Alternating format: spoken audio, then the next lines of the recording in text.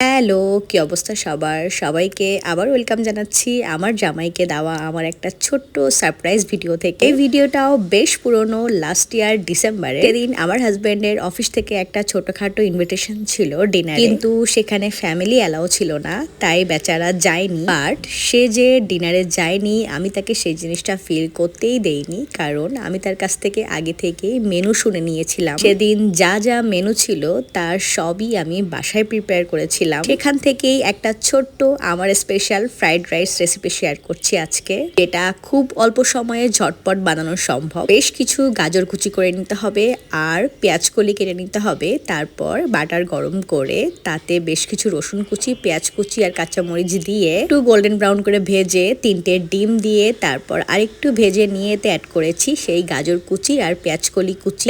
সবকিছু একটু নরম হয়ে আসলে এতে অ্যাড করেছি একটা চিকেন কিউব আর দিয়ে দিয়েছিলাম আগে থেকে কুক করে রাখা রাইস। ফ্রাইড রাইসের ভাতটা একটু আগে রান্না করে ফ্রিজে রাখলে বেশ ভালো হয়। সেদিন আমার হাতে কম সময় থাকায় আমি সেই কাজটা করতে পারিনি। নিয়ে তারপর একে একে অ্যাড করেছি বেশ কিছু ফিশ সস, একটু সয়া সস আর গোলমরিচ। ফ্রাইড রাইসের টেস্ট একদম রেস্টুরেন্টের মতো চাইলে আপনাকে একটু ফিশ সস অ্যাড করতেই হবে, তাহলে রেস্টুরেন্টে খাচ্ছেন না বাসায় খাচ্ছেন বুঝতেই পারবেন না। তবে হ্যাঁ, হাতের কাছে ফিশ সস না থাকলে কোনো সমস্যা নেই, জাস্ট সয়া সস দিয়ে আর নামানোর আগে সামান্য একটু চিনি দিয়ে নামিয়ে ফেলবেন, তাহলেই একেবারে রেডি। আর হ্যাঁ, সেদিন আমি শুধু যে চাইনিজ ফ্রাইড রাইস বানিয়েছিলাম এমন না, ভেজিটেবল আর তার সাথে চিকেনের একটা দো পেঁয়াজা টাইপও বানিয়েছিলাম। আমি ওকে সারপ্রাইজ দিতে চাচ্ছিলাম, তাই একটু রাশের মধ্যে ছিলাম। ও অফিস থেকে আসার আগেই সমস্ত রান্না বান্না শেষ করে ফেলেছিলাম। এই দ্রুত রান্নার চক্করে আমি সেদিন সবকিছুর ভিডিও করে উঠতে পারি। নেক্সট যেদিন আমি আবারও রান্না করব, ইনশাল্লাহ আপনাদের সাথে শেয়ার করব। তবে হ্যাঁ, সেদিন আমার হাজবেন্ড